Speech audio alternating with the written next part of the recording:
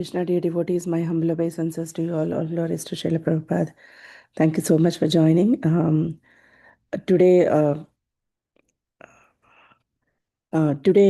Maharaj is not available. He is in London doing Rath Yatra. He's attending Rath Yatra today, and many devotees are there. So I have a recorded lecture he gave recently to ISKCON Harrisburg devotees on the topic of Rath Yatra. So I thought that will be apt to play today because there is a huge Rath Yatra festival going on in London. So I'll just play that lecture. It's very lecture of Guru Maharaj actually. So I'll share my screen again.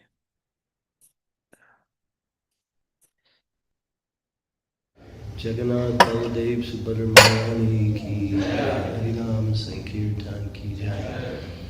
So, Are you able to hear everyone? In 1967, okay. it was, Srila Prabhupada was in San Francisco. And one of Srila Prabhupada's female disciples went shopping. And she came across one particular store. It was called Cost Plus. It was a knick-knack shop that had a lot of, what we say, unusual articles from different countries around the world. And she saw this big barrel full of these little murtis, wooden. So she picked one up. She didn't buy it.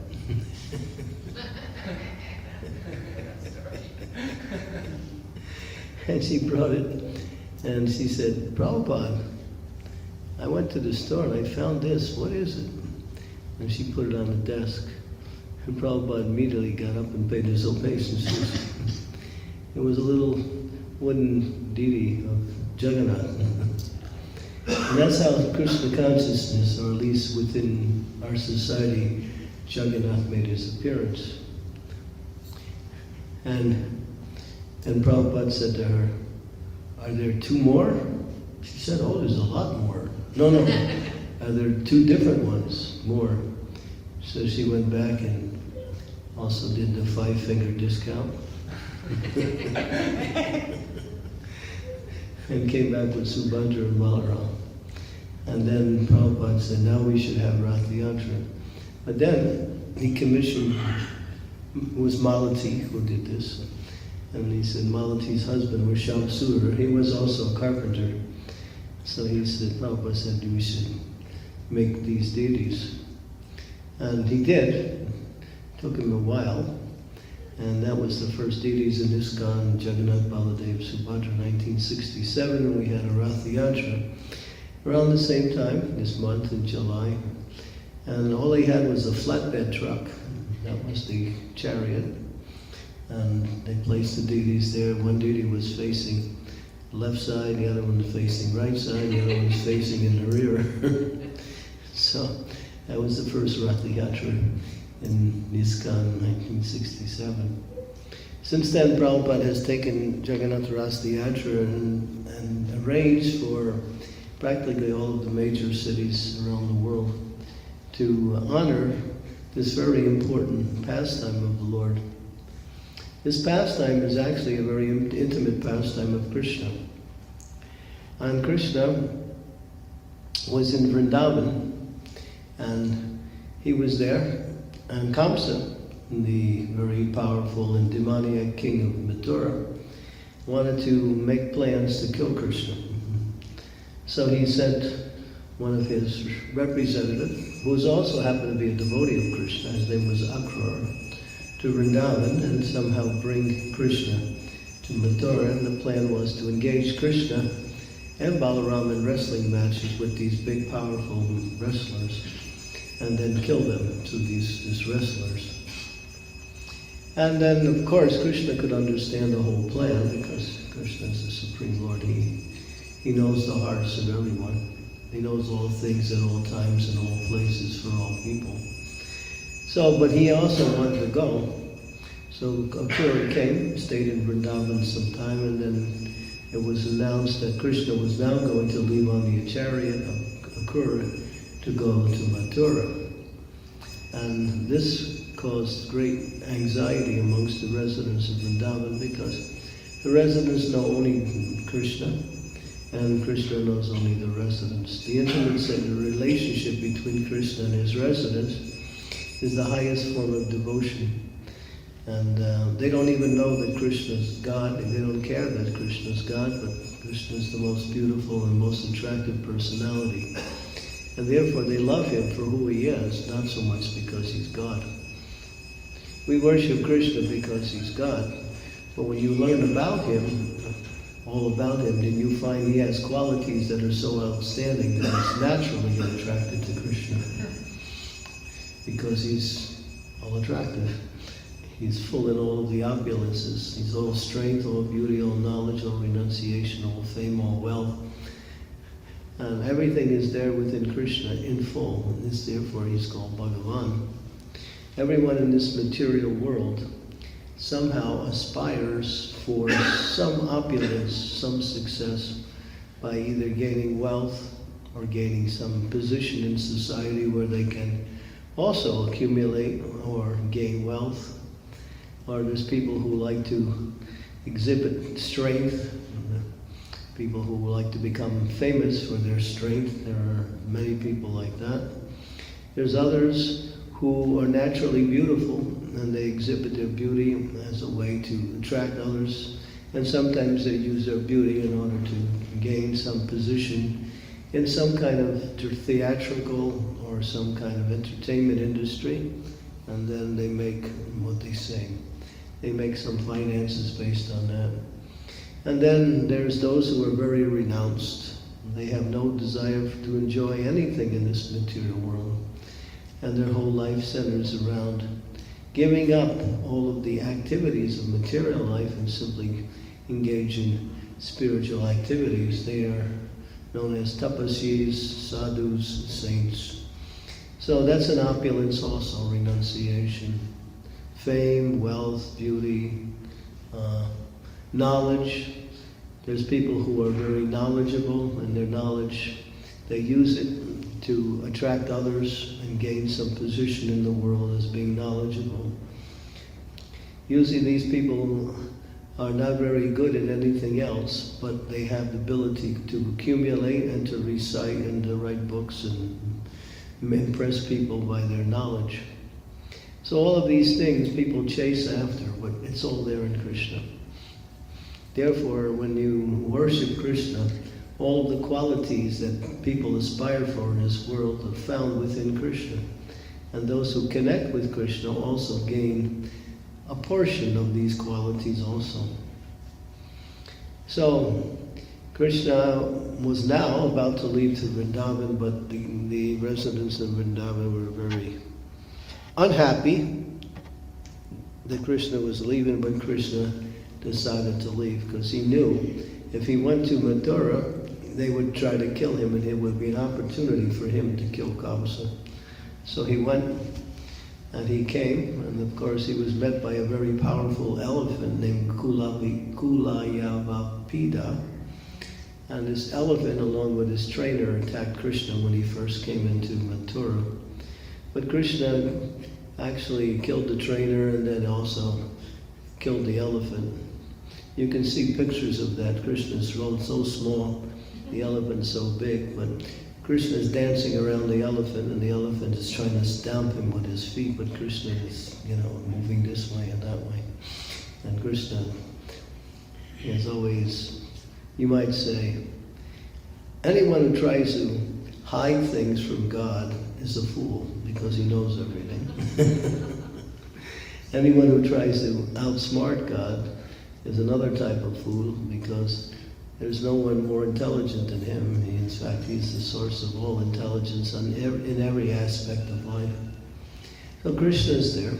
So now he comes, and there's a wrestling match with two very powerful wrestlers, Mastuka and Charana.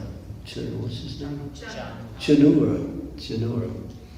So Balaram takes on Chanura, and Krishna takes on Mustika. And there's a fight. People are looking at it and watching from the sides. It's more like an event. And everyone is shocked that these two little tiny boys, young boys, are fighting these big powerful wrestlers, and the match is not fair. But Krishna shows it's more than fair. And he kills both, and they each killed their opponent. But Krishna is really angry at Kamsa, because Kamsa had did so many things to harass the residents in Vrindavan. He put his mother in jail, Devaki. He killed her 6 sons. And he also killed so many other children, thinking that one of them might have been Krishna, so he killed all of the children. So Krishna really had a lot of anger at Kamsa. Other times when Krishna fights with demons, he doesn't have any anger towards them. He just uses them and he fights with them and he kills the demon, and that's fun. And the demon gets liberation and Krishna has fun. But this time Krishna was really angry because of what Kamsa had done. And he also, Kamsa's father, Ugrasena, was the ruling king. He usurped his father's position and threw him into jail. So that was another great offense by Kamsa. So Krishna, when he saw Kamsa sitting on the dais watching the wrestling match, after he had killed those 2 powerful demons, Krishna just focused his attention on Kamsa. And he's looking at him like, "You're next." And he went charging, running. Kamsa knew he hadn't, because he saw what these wrestlers couldn't do. So he was also frightened. And Krishna grabbed him and knocked him down and grabbed him by the hair and dragged him into the wrestling arena and started beating him with his fists. He was angry. Usually he doesn't get angry when he kills demons. It's a lot of fun. But this time he was really angry because of what Kamsa had done to others. And then Kamsa was dead. And now he established his father Ugrasena on the throne to rule Mathura. But Kamsa had a lot of allies, and so there was a threat that if Krishna left Mathura, then the residents of Mathura wouldn't be able to withstand the attack of Kamsa's allies. So they petitioned Krishna, "Please stay." Because Krishna was supposed to go back to Vrindavan because the residents of Vrindavan were missing him. And his father, Nanda Maharaj, many of the cowherd boys had come to Mathura to see the wrestling match. And now they were asking Krishna to come back. But then there was this difficulty. They were saying, "You have to stay here. We can't survive unless you give us protection." And so Krishna and Balaram were thinking what to do. And then of course Devaki, Krishna's mother, and Krishna's father Vasudeva were there. And they hadn't seen Krishna since he was born. The time when Krishna left the jail cell and was taken into Vrindavan to hide from Kamsa at the time. So their maternal affection was really pouring out of their hearts, and they wanted to take the opportunity to be with Krishna and Balaram as much as they could. So Krishna saw, okay, I'll stay. So he stayed for a while. But then it became a problem because many demons started to attack Vrindavan. And Krishna wasn't there, and then the residents of Vrindavan were always in danger because of these demons. So Krishna decided to give protection to the residents of Vrindavan by creating another city, and that was Dwarka. So he created this city called Dwarka off the coast of India. It was an island. I think it was something like 96 miles off the coast of India. And when the residents of Vrindavan went to sleep one night, he transported all of them while they were sleeping out of Vrindavan and into Dwarka so they could be free from the demons' attack. And now they were in Dwarka, and Krishna was also in that area, and this is where most of the demons were going. So Krishna would be every day dispatching one of the demons. There was Shishupal, there was Dantravarka, there was Keshi, there was other demons, so many demons. Kashi, not Keshi, Kashi. So many demons. And later on, of course, the big, most powerful demon was Jarasandha. So Krishna comes to the material world, Pradritanayam Sarunam Vinasanaya Chanduskritam, Dharma Samstarpanartaya Tambhavami Yuge Yuge. That when irreligion becomes prominent in the world and demoniac forces start to just like when Krishna appeared in the world 5,000 years ago, what is the history of that particular story? It's really beautiful. It's actually many thousands of years before that, one incarnation of the Lord had come to earth to punish the ruling kings. The ruling kings had become somewhat corrupted, and they were using their power to exploit others, and there was a lot of fighting amongst them. So they became proud of their position. So Parasaram, who was also an incarnation of the Lord, he came and he killed 21 generations of these kings. But after all of these kings were killed, there was no rule on the earth. So what to do? The rule had to be reestablished. So people were thinking, how are we going to reestablish the rule now? The kings are all killed. And so there was a plan that the family members of the kings decided to unite the princesses with the sages and create a new class of kings called the Rajarsis, because they were the women, the princesses, with union with these sages, they would create sons who were both, what we say, qualified militarily and at the same time guided by religious principles. They're called Rajarsis, Rajarishis. So that went on, and now the earth was again back established nicely with saintly rule. This took, of course, many, many decades, actually many, many centuries to establish. But then the demons are always harassing. They never leave people alone. They're always causing trouble to others. So they attacked the demigods in the higher planets, and there was a big battle there. And the demigods were winning the war. So the demons thought, we need to, fortify our forces. We need a base to fight the demons, the demigods. So they chose Earth as the base. And they incarnated in different species of life, and again took over the earth, and again the earth was full of demons. And these are the same demons that used to come and attack Krishna in Vrindavan. So that's when when Krishna again came to the material world to rid the world of these demons. So that's one of his, what we say, reasons for coming to the material world, but it's not a main reason. Prabhupada would say that if Krishna wants to kill demons, he can just make the ocean bigger and flood the lands, or he can create some, weather catastrophe, cyclones or earthquakes, and then the demons would be killed wholesale. But he comes in order to give pleasure to his devotees. So when he comes to give pleasures to his devotees, that means the devotees get a chance to make really fast spiritual progress, because Krishna is now personally present on the earth. And those who got the chance to serve and associate with Krishna at that time, actually, when they left their bodies, they were able to attain the spiritual realm, spiritual kingdom. So now, Krishna's there and he's killing many demons. Now Krishna's in Dwarka. Now the residents of Vrindavan also, after some time, they returned to Vrindavan, because Krishna had killed many of the demons. Now Krishna, he's in Dwarka, and he's there with the queens of Dwarka. I'm sure you know the pastime, how Krishna had 16,108 queens, and each queen had their own palace.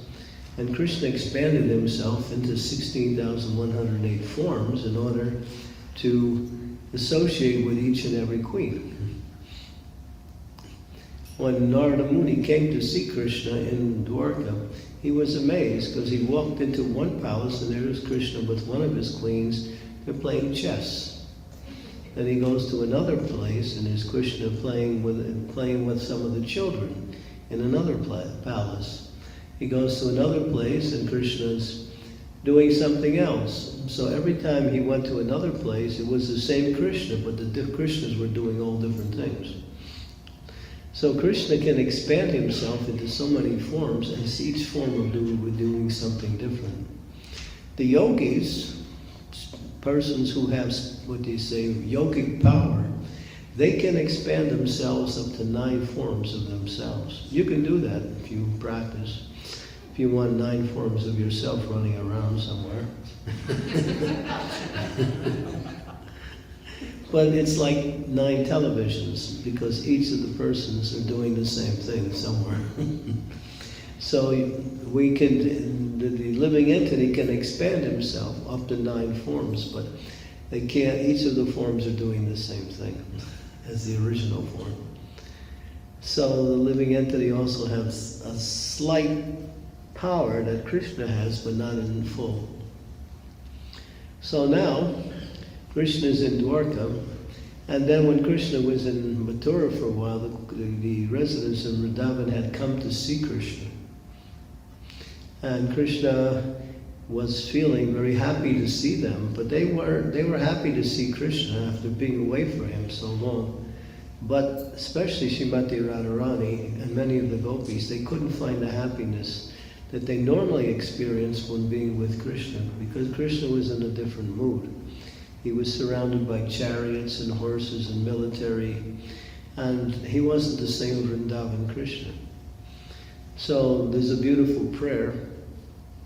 Where's that prayer? It's chapter 13. I think it's verse number 130 in Madhya Lila, chapter 13, verse number 130. And Radharani is expressing her chapter 13, verse 130, I believe it is. No, 120. Somewhere in that area. Yeah. Okay. Now this is Radharani's statement here. Now, in verse number 21. That very personality who stole away my heart during my youth is now again my master. These are the same moonlit nights of the month of Chaitra. The same fragrance of malati flowers is there, and the same sweet breezes are blowing from the Kandava forest. In our intimate relationship, I am the same lover, yet my mind is not happy here. So after feeling so happy to see Krishna, she says, I'm not happy. Why? I'm eager to go back to that place on the bank of the Reva under the Vintasi tree. In other words, she only wants Krishna in Vrindavan. So after some time, the residents of Vrindavan returned and Krishna stayed in Dwarka. Now when Krishna was in Dwarka, the residents of Vrindavan were unhappy. They were always thinking about Krishna. When will he come back? When could we be with him again? And Krishna was thinking, he was also feeling separation from the residents of Vrindavan. The queens of Dwarka would sometimes say to each other, you know, when he's with me, he chants Radhe, Radhe, Radhe, Yasoda, Yasoda, Yasoda. He's always speaking the names of the residents of Vrindavan. What is it about the residents of Vrindavan that Krishna is so attached to? Because they never had that experience. So one day, some of the major queens, they said to Rohini was living there. Rohini is the mother of Lord Balaram. And Lord Balaram and Krishna grew up with 2 mothers. They each had both mothers, yet was Yasoda and Rohini. They were like 2 brothers with 2 mothers. Very sweet, intimate relationship. So Rohini was actually the mother of Balaram. And so they said to Rohini, who happened to be in Dwarka at the time, what is about Krishna? And it's so wonderful. Can you tell us, because she was there at the time, what was Krishna? What was it like? She said, well, if I start talking about Krishna, you know what's going to happen? He's going to find out and he's not going to stay. He's going to go back. You're going to lose him. Well, let's have a secret meeting. Okay, and then maybe we can do it that way. So all the queens got together and they found this hall, and they decided to put a guard at the door, so if Krishna come, then she would warn him. And the guard was Subhadra, Krishna's sister. So she's there guarding the door, and Rohini's narrating all of Krishna's pastimes to the queens. And they're all absorbed, listening, and Rohini's absorbed, just glorifying Krishna. And nobody's paying attention to anything else. And Subhadra, she's also listening, and she's hearing, and she's going into happiness that is beyond that she can experience. And she gets so happy, she faints and collapses, and nobody's at the door anymore. Nobody's guarding. So, but Rohini and his queens, they just kept going. So then Balaram happens to show up. Oh, my mother, she's speaking. Oh, our pastimes in Vrindavan, we were young. So he starts to listen. And then he looks and he sees Subhadra laying there. Her arms and her legs are coiled into her body. Her eyes are dilated, really big. And Balaram starts listening. And he gets ecstatic. His arms and legs go into his body. His eyes get big. And he collapses. He's out. And then nobody knows what's going on at the door. They're simply absorbed in listening to Rohini narrate Krishna's pastimes. And then Krishna happens to wander in, and he sees Subhadra and Balaram laying on the ground. Oh, my mother Rohini, she's talking about me. Oh, and then she starts listening secretly. And then Krishna gets excited hearing about his own pastimes. Don't try that yourself, when somebody, you think, well, I'll narrate my own pastimes, I get really excited. It doesn't work. Maybe you'll get one or two people to get interested, but that's it. It's usually somebody who does it out of duty, not out of... So anyway, so Krishna's listening, and he's getting absorbed, hearing his own glories, and his eyes get big, and his arms and legs go into his body, and he collapses. Now those forms are what we see as Jagannath, Baladev, and Subhadra. They don't have full arms or legs, and their eyes are big. And that represents Krishna in the mood of separation from the residents of Vrindavan. It's called love and separation. So that is the mood of the Jagannath Ratha Yatra.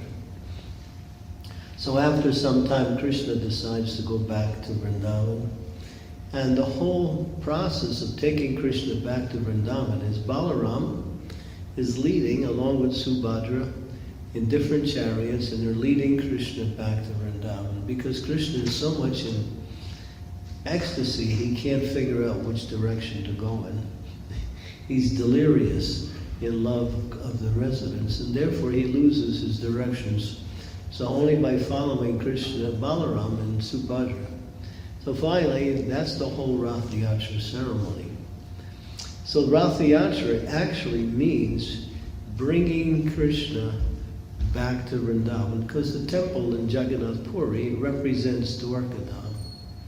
And the grand road where the procession is the return to Vrindavan. And at the end of the grand road, there is the Gundicha temple. How many of you have been to Jagannath Puri Ratha Yatra? Nice. And it's really an experience. I've been there 3 times in different years, 2001, 2006, 2014. And it's really an experience to go there. I mean, it's like entering into the spiritual world. And we were there in 2001, and it's beautiful. The chariots are so big and so powerful that they're huge. And the chariot is probably almost as high as the ceiling, with the canopy and everything, and it's used. 100 men can get on the chariot, easy, more than that. And Jagannath's chariot weighs 40 tons. Balaram's chariot weighs 60 tons. And Subhadra's chariot weighs 35 tons. And these are all made of a particular type of wood that grows in the area. The word is now they're finding it hard to find that particular wood now to make that. But they won't take anything other than that particular wood. I don't know the particular name of that wood is. Everything is so done according to tradition. So they make the chariots, and after they make the chariots, Jagannath, during that time he's in Anavasara, where he is not visible. He stays in the Jagannath temple in a very special place in the Jagannath temple. And there they treat him for sickness. Because Snan Yatra is the time when we bathe the Lord. And we bathe the Lord with yogurt and ghee and so many different substances. But somebody left the window open. And Jagannath got a draft and he got sick and he got a fever. So now he's not able to give his darshan. So now he needs to get well again. So he's this is called Anavatsara. For 1 week the Lord stays and he simply serves medicinal teas and various types of hot drinks so he can get his health back. One of our devotees during that Ratha yatra in 2001, he was actually a devotee of Sitaram. He had joined our yatra, and he came to the Jagannath temple. They give darshan of Jagannath at midnight around that time. You could get special darshan only around midnight. So he came, and he's a doctor. He's a doctor also. His name was Sitaram. And he was worshipping Sitaram. But he liked us as devotees, so he came to join our Ratha yatra. So he's in the temple, and he's taking darshan of Jagannath, and then one of the pujaris came over and they start talking. And the pujari finds out he's a doctor. He said, "Oh, you're a doctor. Jagannath has a fever. Go over there and check." And so he's thinking, well, what is this? Jagannath has a fever. So, and the pujari says, "No, go over there and put your hand on him." So he goes over there and he touches Jagannath's arm. He says, no, touch him on his chest. So he touched him on his chest and he had to pull his hand back fast. He said it was so hot. Jagannath actually had a fever. He had a temperature. He came out and told us later, he said, "I thought Sitaram was merciful, but wow, Jagannath is really merciful." So he came, so after that week is up, and then Jagannath goes on his chariot. And then they take the deities from the temple. First Balaram comes out, and it's a big ceremony. The chariots are lined up, people are gathering, and it's the hundreds and thousands of people, and then the crowd is increasing more and more as time goes on. And then the deities come out. And first comes out Balaram, and they welcome the deities with entertainment. It's really beautiful to see this Ratha yatra. And they have 100 people chanting and playing drums, and 100 people playing gongs, playing the gongs like that. Du-dum, du-dum. And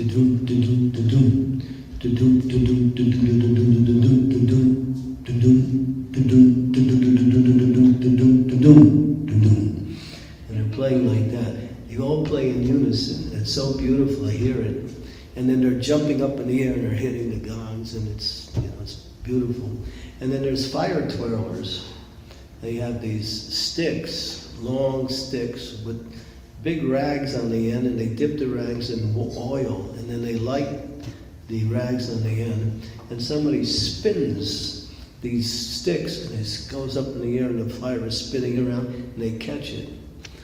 And then they throw it up again, and they catch it behind her back.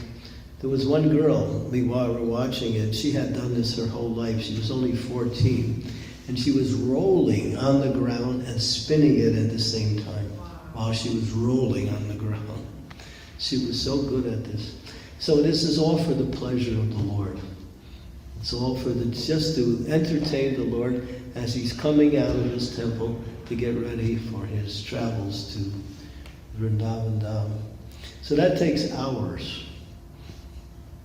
So we were standing there, this was in 2001, and they have what is called a cordon. They have, the police, they make a circle around, and you can't get inside, you can't get close to the chariots, because obviously they have to bring the deities in. Unless you have a special pass, and you have to buy that pass. So we were there, and we snuck in, we didn't buy any pass. We happened to know some of the pundits, and the pundits also, from the temple, they allowed us to come in. So now, Baladev had got on his chariot, and Subhadra, and now Jagannath Giri's on his chariot. Now, this starts about between 8 and 9 in the morning, and now it's almost 1 o'clock in the afternoon, and Jagannath is now getting on his chariot. So there's a big plank with logs going across like this, like for steps, and they have to bring, and Jagannath's big, he's 2 meters high and 1 meter long, and he is heavy. So there's about 20 persons with ropes, and they're moving him, trying to get him up that. So they're going, and they're trying to get Jagannath up, and we're watching. I happen to have a good vision. I was sitting on somebody's shoulders, so I could see stuff. Ratha Swami was next to me. We were both watching from the bleachers. We were right next to the chariot, actually. And then Jagannath's they're trying to get him up, and so he's going up a little bit, and then he falls back. And they're pushing him up again, and he's going back. And they're struggling, and they're straining with all their energy, and Jagannath's not going. He's just not going. Now this is all being announced on public broadcast in different languages around the world. Locally it's in Orion. So this Orion narrator, he's narrating what's happening. And Jagannath's not moving. So he gets excited, the narrator, and he jumps in. He says, Jagannath, get on your chariot. Your devotees are waiting. And then Jagannath just laid down flat.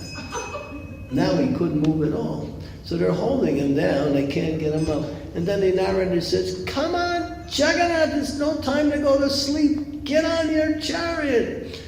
And then all of a sudden, I saw it.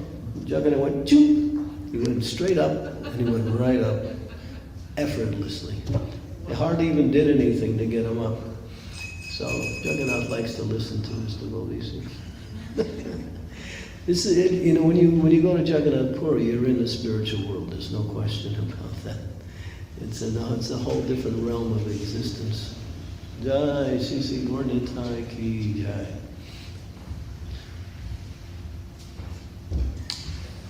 Hare Krishna. So, and then the chariots begin, and there's kirtan in front of all of the carts. So then Baladev's leading, and Subhadra's following, and there's kirtan in front of each of the carts. And there's more than 1 million people there. It's so crowded, all you can see is people. Even though they're on the houses, you can't see the houses. You can just see people. It's all you see on the roofs, on the sides, everywhere, just millions. It's sometimes 1.5 million people are there. And so then Balaram, he's going first, leading down Grand Road. But Balaram decided to do something his own way.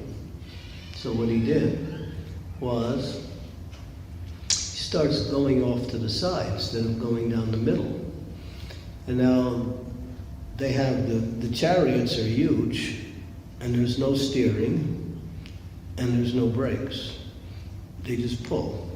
And they try to, when you want to stop pulling, you just stop the chariot, you stop pulling. And when you move it, you pull. And the police are usually conducting the pulling. So Balaram's going over to the side as they're pulling. And the police officers say, come on, pull them to the middle. And they're really getting on the crowd to move them. And Balaram's not listening. He's just going off. And he just keeps going off to the side, and he stops up against an electrical wall. And then the chariot stops there. And there's 100 people on the chariot plus, nobody's going to get off. And you can't push the chariot back. It's not possible. It's just impossible to do that. So they decided what to do. So someone came up with the idea, we have to take the pole out of the ground. So they called the municipal people. Somebody came with the tools.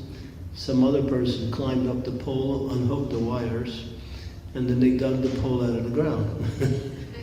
Imagine it happening in Harrisburg. You might find yourself with, a jail sentence. Or at least a big fine. Anyway, so Balaram now, they pull him back into the middle, he's off in the middle again. We don't know what's happening because we're at Jagannath's cart, which is quite a distance from there. And then a little later on, Balaram decides to go off again. And this time he again starts going off to the side. But he runs right into a person's shop because along the road, there's people who build their own little shops, and they sell whatever they want to sell. It's like, for the general public. And so the shops are made out of corrugated tin, some wood, some cardboard, whatever they can find, they make a shop. So, and Balaram goes right up against one person's shop and stops. Again, they don't know what to do, so they take the shop down. And the person who owned the shop, he was so happy. He said, I got the chance to give my shop to Balaram. He was feeling really blessed that Balaram chose his shop. And so then, of course, the deities line up in front of the Gudisha temple. But this particular Ratha Yatra, where we were at in 2001, the kirtan was so magnanimous, magnificent, that Jagannath didn't want to move. He wanted to listen to the kirtan, so he kept stopping. And there's a rule that when the sun goes down, the Ras stop. They start at sunrise and they end at sunset. And if it doesn't finish before sunset, they stop there, and then they stay overnight, and then the next day they begin at sunrise. So we're there, and during that time, people are coming up and offering puja to Jagannath. All through the night, people stay up and offer worship to the Lord. And they do various artis and other ceremonies. And then the next day, it starts again. So the second day, they finally made it to the end, and they lined up in front of the Gudisha temple chariot. You can see last year's Ratha Yatra, when they were in front of the Gudisha temple, there was a big rainstorm. We have it it's on camera, you can see it. And it's raining, pouring all around, except on Jagannath's cart, it's completely dry. All around the cart, Balaram's cart, Subhadra's cart, everybody's pouring rain except on Jagannath's cart. You can see it. Jagannath said, I don't need any rain, you guys can have it. So he controls everything. And so, yeah, you can see it. I actually have it on my phone in video. You can see the rainstorm. And you can see where Jagannath is, and there's no rain there. So, yeah, and then of course there's a ceremony of bringing the deities into the temple, and that takes another 3 or 4 hours with chanting and drumming and cymbals and fire twirling and various ceremonies and dignitaries coming up to offer garlands to Jagannath, like that. So this whole ceremony is actually for the bringing Krishna, who is in the form of Jagannath. Jagannath means Krishna in his mood of separation from Vrindavan. Jagannath is Krishna. There's no difference between Jagannath and Krishna, except the transcendental form of the Lord is different. And that is, he's in the mood of anticipating his return to Vrindavan and being with his intimate associates. So this Ratha Yatra is a very deep and very spiritual process. You can actually take part in the Lord's Leelas by engaging in this Ratha Yatra. Whatever service you can do to make it happen will be a great form of serving the Lord in this particular Leela. And when you're out there, if you're chanting and dancing, your enthusiasm is what really makes the Ratha Yatra the actual mood. Because what we're trying to do when we're chanting and dancing, we're trying to entice or attract Jagannath, come back to Vrindavan, come back to Vrindavan. And when you're pulling the ropes, it is explained that the heart is actually the seat of bhakti. And the heart, in one sense, is non-different than Vrindavan. So when you're pulling, you're actually pulling the Lord into your heart. It's actually, that is the mood of pulling the cart. It's not just pulling, you're actually saying, my dear Lord, please come and sit on my heart and purify my existence by your mercy. So it's a very sweet and deep, it's not just some ritual to perform some ceremony, it's actually one of Krishna's very intimate leelas, and to take part in Ratha Yatras is actually very special. So I'll read from one particular verse. Let's see here. Can we get that? Now, Lord Chaitanya, every year during the Ratha Yatra season, would come and perform this Ratha Yatra. Now, Lord Chaitanya, who is Lord Chaitanya? Shri Krishna Chaitanya Radha Krishna Nahi Onya. That means he's Krishna, but he has the mood of Radharani. He's called Gauranga, she's called Gaurangi. He's golden in color, she is also golden in color, like that. I need the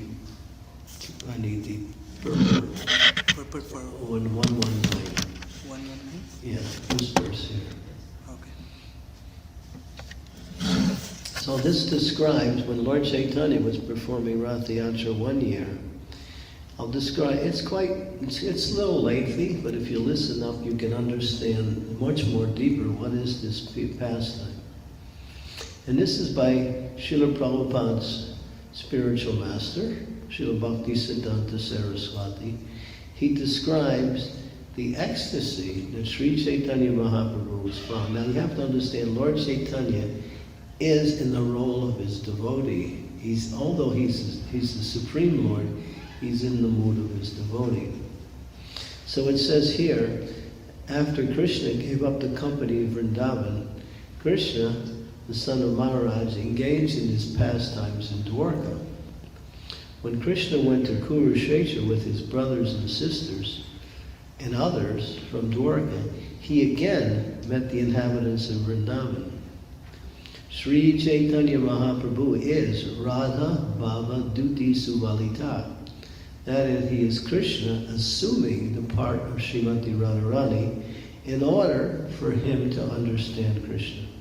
So this Lord Chaitanya, who's right in front of us now, he's a very mysterious incarnation. He is Krishna, but he's in the mood of a devotee of Krishna to understand what it's like to serve Krishna from the position of a devotee of Krishna. It's a very special mood of the Lord. Lord Jagannath is Krishna, and Sri Chaitanya Mahaprabhu is Srimati Radharani. So Chaitanya Mahaprabhu is leading Lord Jagannath towards the Gudicha temple, which represents Vrindavan, which corresponds to Srimati Radharani leading Krishna back to Vrindavan. Jagannath Puri, Sri Kshetra, is taken as the kingdom of Dwarka, the place where Krishna enjoys supreme opulence. But he is being led by Sri Chaitanya Mahaprabhu to Vrindavan, the simple village where all of the inhabitants are filled with the ecstatic love for Krishna. Sri Kshetra, or Jagannath Puri, is the place of Aishwarya Lila. Aishwarya means opulence. And Vrindavan is the place of Madhurya Lila, which means sweetness.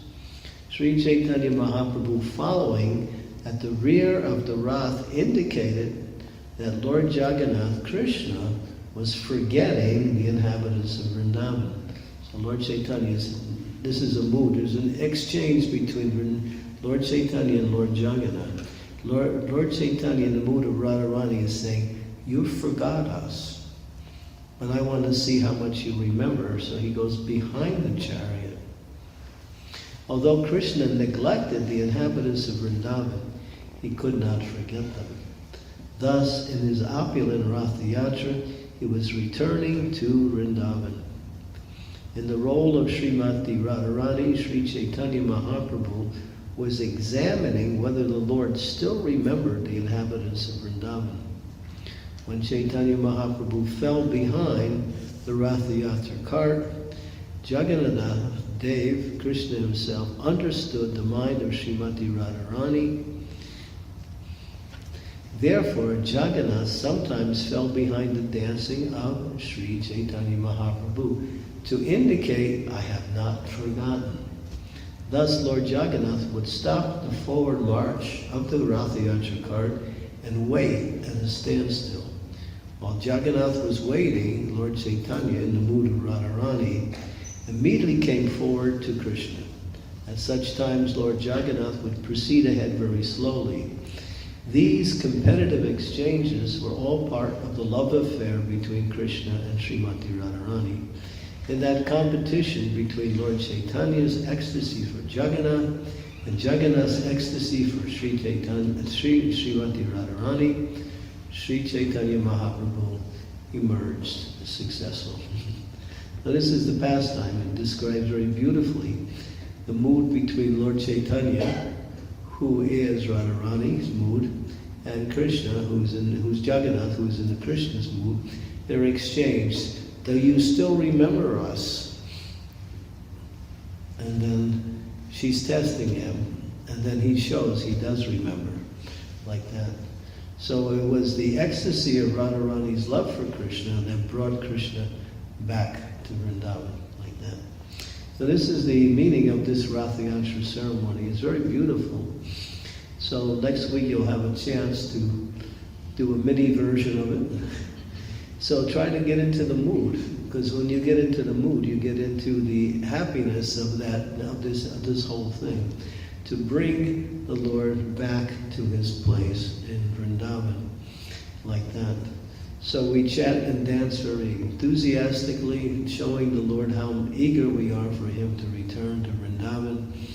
And pulling the ropes, we pull with the idea, please, my dear Lord, I'm so fallen, I'm so unhappy, please make me happy, please come and sit in my heart, show your mercy to me, like that. That is the mood of Jagannath Ratha Yatra. So it's very deep, very sweet, and it's one of Krishna's most secret and intimate pastimes, like that. And Srila Prabhupada made Jagannath Ratha Yatra all around the world. He did it in every city, at the expense of being criticized for that too, because they say that Jagannath Ratha Yatra can only be held at one time. If you want to hold it somewhere else, it has to be on the same day that it's being held, like the same day they do it. But Prabhupada wanted to give it a chance for the whole world, so he established Ratha Yatra in all the cities around the world, and you're also fortunate to have it here in Harrisburg. Remember, this is not Harrisburg, it's Harrisburg. It's the place of Hari. Remember that, it's just in case you forget where you are. It's Harrisburg. And the yes means many Haris. So, somehow or other, this is a very special place. It's named after Krishna, who's also known as Hari. So this is an opportunity to do some wonderful service and get unlimited blessings. We always look for blessings, right? We always look, taking opportunities to get blessings. By taking part in this particular festival, you'll get more blessings than you can possibly process. It's really a wonderful opportunity, and it's very joyful. It's very joyful. Okay, so we can think about how much, and come forward and offer some service. There's many things to do to prepare for Ratha Yatra. And if you take part in, helping to prepare for Ratha Yatra, that is just as comparable as participating in Ratha Yatra also. Because services are needed in order to make this thing a wonderful experience for everyone who comes. Because people in general don't come to temples. We're talking about people in general. And because the Lord knows that, he goes out in his Rath cart. That's another reason. And anyone who sees the Lord on his cart, even if they don't know anything, if they just see Jagannath on his cart, they're guaranteed a human birth in their next life. That's how auspicious this Ratha Yatra is. One is guaranteed a human birth in their next life. And many people, even the sinful people, can get special mercy simply by seeing Jagannath Ratha Yatra. And of course, if they take prasadam, if they also take part in their dancing and pulling of the ropes, the benefits are multiplied hundreds and hundreds of times. Like that. So Jagannath's very kind, very merciful. He performs his pastimes all around the world at different times and different places, just to give that mercy to the conditioned souls, so they can somehow or other move forward towards the goal of life, going back home, back to Godhead. Okay, so we can stop here. Any questions, comments? Ratha.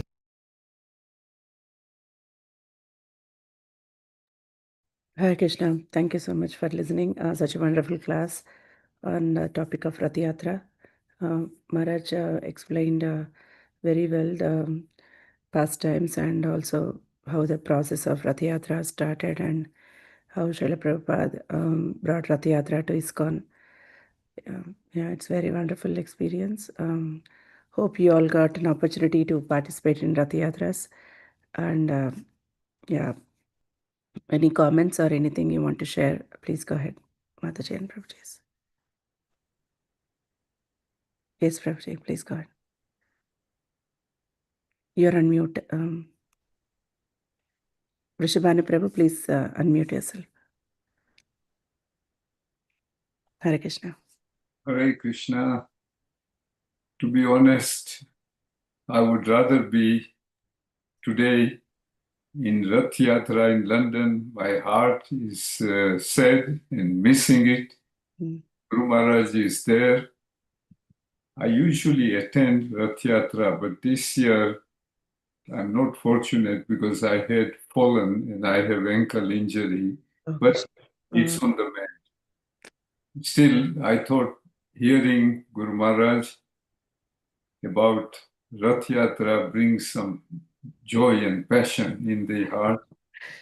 But otherwise, my attention moves to the action in London. But hopefully, the Lord Jagannath will give me a chance next year or whenever the next opportunity comes to pull the cart and be part of the celebration. It is a unique event, Yes. and hopefully one day I would like to see the real Jagannath Rath Yatra in Jagannath Puri. Yeah. Although we've been there, but not at the time of Rath Yatra. Mm. And recently, Guru Maharaj is in London or in UK, and Trupti Mataji and myself, we were in a program and had his blessings and presence. Mm. We hopefully attend some more whenever we can. So with that, I wish everybody well, and at least good thing we heard about Rath Yatra and why is it held every year. Yes. Hare Krishna. Thank you so much for sharing. We pray that you attend Rath Yatra soon. So, and also get well soon, Prabhuji. Hope your ankle gets better soon. And yeah, it's very wonderful that I found this lecture. I was thinking like what we should do because I don't have any speaker for today. So I was just thinking, and my husband gave me the idea, why don't you search for a Rath Yatra lecture? So suddenly I came up this lecture. Recently, Guru Maharaj gave this lecture to Harrisburg devotees. So yeah, it helped us today. Thank you so much for sharing. That's Supti, very good choice of yours. yeah, Thank you. thank you. Tripti Mataji, you want to say something? Thank you. Hare Krishna, all dear devotees, all glories to Srila Prabhupada. My humble obeisances to Guru Maharaj and to all Vaishnavas gathered today. Humble obeisances to you, Mataji. Hare Krishna. Thank you. What a such a auspicious occasion for us is real Rath Yatra as well, because here in our town, unfortunately, I couldn't go as well. That obviously I'm taking care of my mother and I can't leave her for the whole day kind of thing. So I couldn't go, but I have attended previously in London, and it is one of the joyous one. But this would have been icing on top when Guru Maharaj is here. But we will have opportunity to see Guru Maharaj during this period anyway. Anyway, I just wanted to say thank you. Wonderful choice of your today for the class. Is a perfect occasion and to listen to it again, about the Rath Yatra, because sometimes when Guru Maharaj gives class and then we listen to it and then we, unless we listen to it again, some of the things I don't remember hardly anything because of my brain. But so yeah, it confirms a lot of stuff when when you listen to it again, and it gives you so much pleasure, and it almost brings tears to our eyes when we listen to this pastime about how real it is, and how close we are with our lords, with Jagannath, Subhadra, Balram, and we are so fallen that we don't feel it as much. We should feel it, but yeah, so thank you very much for today's class, and we really enjoying it. And yeah, we enjoying Sri Devi Mataji here in London. I had opportunity, so I invited her to our local temple. Okay. And I'm trying to load her lecture at the Bhagavatam class, but it's, I think, 20 minutes long. It is somehow not loading up into the group, but I will eventually. But it was wonderful to have her. And I had a pleasure of accommodating her, also her blessed lotus feet at my home. So I am so happy that, some of the senior devotees coming to your home and blessing us. So I had that opportunity. It was lovely. And she did a morning meditation program with us as well, for 2-hour meditation and give lectures. So we had some opportunity to have her association. So it is wonderful. Thank you, Mataji. Good, Mataji. Thank you for sharing. Yeah, very nice. And you all working so hard for, I know we all serving Guru Maharaj, and you all, following his instructions and everything, but you are doing so wholeheartedly and humbly, and we are really, really grateful and thankful to you all. Thank you. Hare Krishna. It's all Guru Maharaj's mercy. He inspires me and he empowers me in my service all the time. So it's all Guru Maharaj's mercy, Mataji. I'm nothing. Thank you so much for your association. Thank you, everyone. So if anybody wants to comment or share any realization. Hare Krishna, dear Mataji, Hare Krishna, dear devotee, please accept my humble obeisances. Thank Please you accept my humble so much. apologies to you, Mataji. Yeah. Thank you so much, Mataji, for sharing this lecture of Maharaj Chandramauli Swami Maharaj, because it's so much like it's always very much important to understand the meaning, to understand what is going on, like to understand the pastimes of Krishna, that it can then, like the consciousness can then get attached to the specific pastime. Yeah, just not just to see everything like for some ritual or something, but also to see the meaning behind.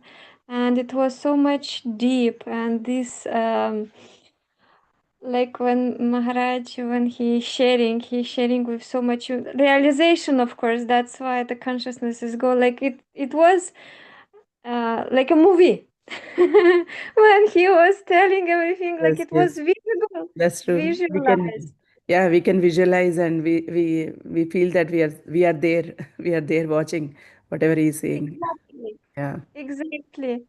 So, and that how Krishna was, not Krishna, but first Subhadra.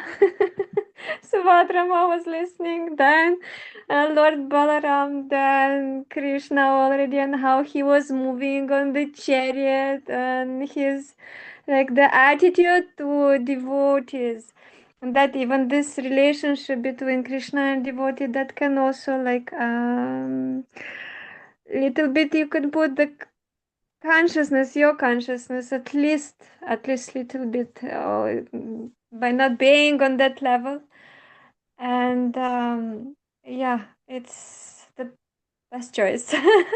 Taking in consideration that now like Maharaj is there with in Ratha Yatra, so it's just amazing. Thank you so much for sharing it. Mataji for sharing. Thank you. Yeah, thank you. So Hare you Krishna. can all listen to Guru Maharaj's audio lectures, more like home programs and all. Maharaj records them on his phone, and he and one of our team members, they upload in this website cmswami.lectures.com. So in that you can go ahead and you can listen to other audio lectures which are not broadcasted online like YouTube or Facebook. They are separate lectures where Guru Maharaj gives when he is traveling. So that website is very helpful to everyone to go through and get different topics of lectures there. Yeah. It is also meant given by the topics itself, or it's just I think mentioned. generally he uploads generally. They are not categorized as topics, but sometimes I think, yeah. Because one time it was also the like lecture, yeah, Mm, with Harrisburg group.